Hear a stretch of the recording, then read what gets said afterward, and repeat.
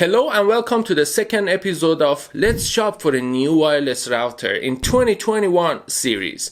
I'm on a mission to find a good replacement for my current wireless router, and in the previous episode I took a look at some budget wireless routers and realized there is no budget wireless router out there right now which is better than my own router. So in this episode I want to check out the mid-range wireless routers and see if I'll end up buying a new router today, or maybe I should keep on looking. But before we start, I just want to quickly say that first of all, by a mid-range wireless router, I mean the router should be between 100 and 200 US dollars on Amazon.com and at the time of making this video. Also, in this price range, I want to make sure the router has at least one USB port and is capable of becoming a VPN server. So if the router doesn't meet either of those criteria, unfortunately, I'm not going to consider it. And finally, this is not a sponsored video and it is completely based on my perspective and priorities when I want to buy a new wireless router. And obviously other people might have different opinions, which is great and I respect that. Now without further ado, let's get the party started. These are the wireless routers that were pre-qualified and made it to the first round of my shopping list. Here I'm gonna compare them with each other in 8 different categories and then give them scores. The 3 routers with the highest scores will qualify for the next round.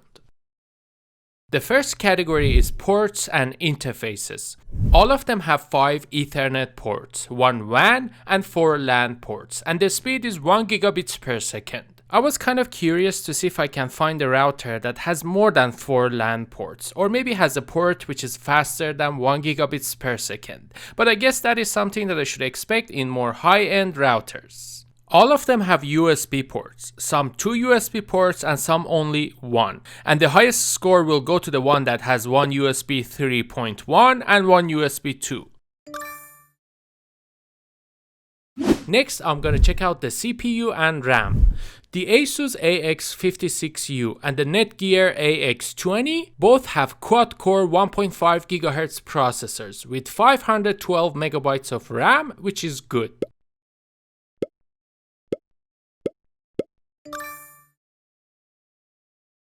The next category is Wi-Fi technology. Unlike in the previous video where we had only one Wi-Fi 6 router, here as you can see we have 7 dual band Wi-Fi 6 routers. And 2 of the 3 Wi-Fi 5 routers are actually tri-band, which is a significant improvement.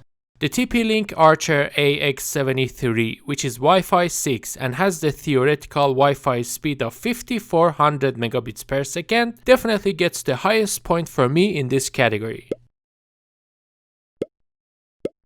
And I'm gonna give 7 to these 3 routers that are 3 gigabits per second, even though 2 of them are Wi-Fi 6 and 1 of them is Wi-Fi 5, because the Wi-Fi 5 one is actually tri-band and not dual band.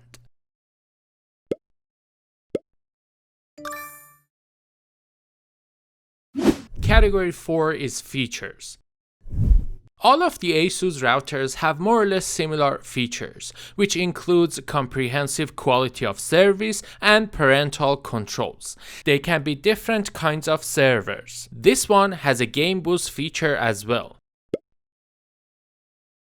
The TP-Link Archer A20 and Archer AX50 come with TP-Link Home Care Kit, which includes good quality of service and parental controls. The Archer AX73 though comes with another kit called Home Shield, and it has 2 versions. The basic is free, but the Pro is not.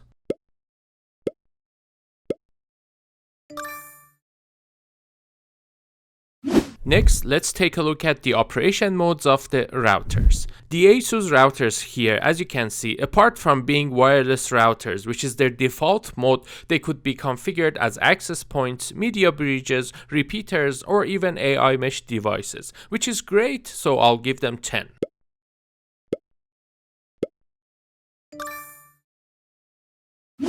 Category 6 is security.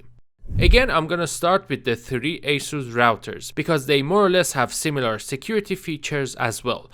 For example, they have different types of VPN server and VPN client options. They also have AI Protection Pro, which is a free and commercial grade security kit by Trend Micro, which in the previous video I by mistake said it was by Microtech, which obviously was wrong and I apologize. Now, for the Wi-Fi security, it looks like only this one supports WPA3, so I'm gonna give 10 to this one and 9 to those. These routers have their own versions of security kits. For example, these two TP-Links have Home Care, which is free. This TP-Link though has Home Shield, which as we talked before has a pro version which is not free. The two Netgear routers have Netgear Armor by Bitdefender, which is not free.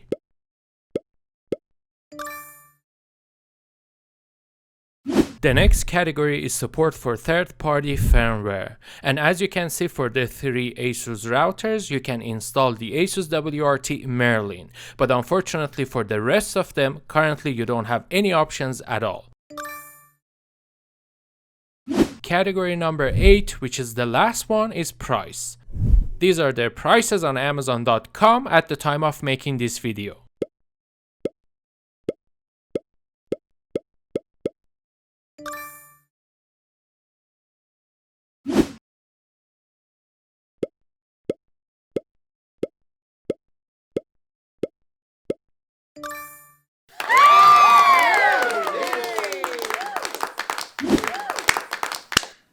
Two rather interesting facts. First of all the Asus routers got the highest scores and made it to the second round. Also, the difference between the third place and the fourth place is 9 points. So I had to review everything just to make sure I'm not missing anything here. But no, that's how it is. I guess based on my priorities, the Asus routers just seem to be working better for me. And obviously that's the results when I consider all those 8 categories. But for example, if I only focus on one or maybe two of them, then the results could be different. Now the question is, which one should I buy? The RT-AC68U is a great device. I mean, I even think of it like an updated version of my own router with a faster processor, faster Wi-Fi, and so on and so forth. The only disadvantage though is that it is still Wi-Fi 5 and not Wi-Fi 6. But that's not necessarily a disadvantage for many people because they might not have many or any Wi-Fi 6 clients to even take advantage of that. And that, which is already a powerful device, would be more than enough for them. In that case, they can even skip the whole Wi-Fi 6 and maybe wait until Wi-Fi 6E is out and then upgrade their router. The other two routers are Wi-Fi 6, but they still have their own differences. For example, the AX56U has a quad-core processor, whereas the other one has a tri-core processor. Or the AX56U has 2 USB ports, but the other one has only one. On the other hand, the AX3000 supports 160 MHz channels, whereas the other one only supports 80 MHz channels. And that's why the AX3000 is faster. But something that they have in common is the fact that they're capable of 2 transmitting and 2 receiving streams. Basically, they're 2 by 2 for both frequencies. And more streams is better. Just to give you an idea, the AC86U is 4 by 4 for the 5 GHz and 3 by 3 for the 2.4 GHz. Even my current wireless router is 3 by 3 for both frequencies. So I guess what I'm trying to say is that although those are great devices and they might be even more than enough for me if I have a small to medium sized wireless network, but when I have a more advanced and busier and more complicated wireless networks where there are more wireless devices that need to be connected to the network, then I guess I just rather not use them as my main wireless router and instead maybe use them as my mesh nodes should I decide to have a mesh network. So for that reason, I think I want to check out more high-end wireless routers and see what options are available there too. And that's what I'm going to do in the next video. Now before I end the video, I would like to give a shout out to my 2 new Patreons. I do really appreciate their support because it can help me to make better and more frequent videos. So thanks to them, and also thank you for watching this video. Please give it a thumbs up if you liked it, share it if you think others might like it too, and subscribe to the channel if you want to see more videos like this. Thank you again, and I will see you soon.